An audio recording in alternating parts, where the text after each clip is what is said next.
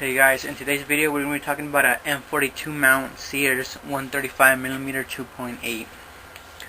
This is the M42 mount version. There's a bunch of these. There's in M42 and also in Pentax K mount. This one is M42. It's also called a universal screw mount. It was used by Pentax and a bunch of different other companies. I'm using this on a Canon, which I just got an adapter. There's like the cheapest adapter you get for Canon, and it works perfectly. You retain infinity and everything. I picked this one up on eBay for $13 shipped. Now it wasn't perfect because when I got it, I checked inside and it actually had a little bit of fungus, and also the aperture pin was broken.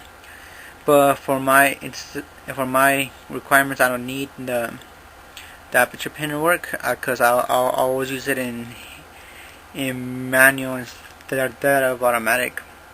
But there is some fungus in there. I don't think you can see it, but just take my word, and I'm gonna take the lens apart to clean that up. But yeah, if you're looking for one, if you find one in mint condition, you should expect to pay $30 to $40. If you find a nice, clean, fungus-free version, you should pay like between $15 to $20. Now I tested it out today, and at 2.8 it's actually pretty sharp.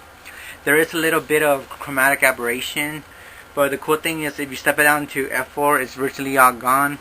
And also the lens is terribly sharp at F4. It's stunned me a lot. But at F2 it's really acceptable. At the end of the video, I'll have a sample image. I just have one because I've only had the lens for a day. The sample image was taken at ISO 100 automatic white balance. It's just a straight out of the camera JPEG. I didn't do no post work on it. And the lens is wide open at 2.8. But anyways, let's talk more about the lens. So the fastest aperture is 2.8, and it steps down all the way to F2.2. It has a nice focus scale right here.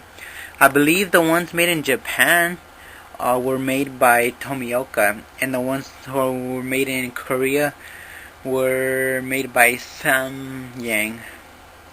Cause Sears obviously didn't make the lens; they just put their name on it. But yeah, the weight it's not that heavy. Actually, it's pretty light for having a bunch of glass. It has some nice chrome accent. It's weighted really nice.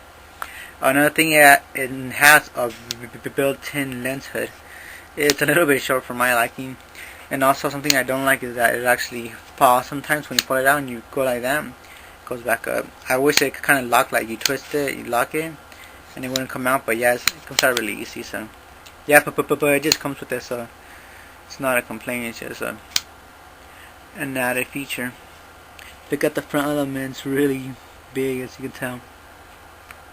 But yeah, if you're looking for a lens for your Canon EOS body, I recommend it. It's a very nice lens, and you get them for pretty cheap.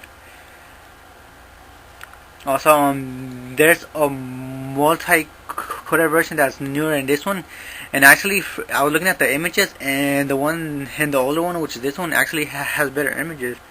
I had a hard time believing that, but after I used mine, after I compared the image to the other one, so far the M42 one, the made in Japan, is better than the K mount multi-coated one.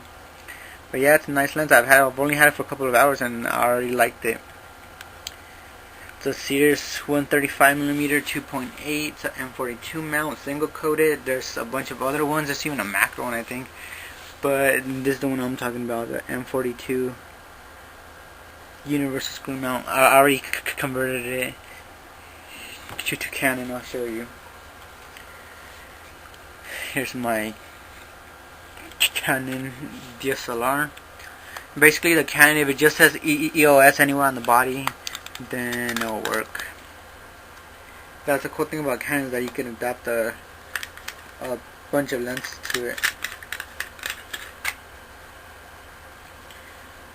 I have a new lens cap, and for some reason my mount's not coming off.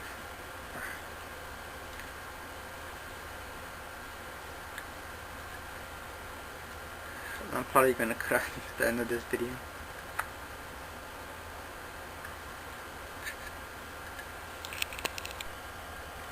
Alright guys, sorry about that. I was having a problem with my lens cap. I got some new ones and apparently they were on too tight.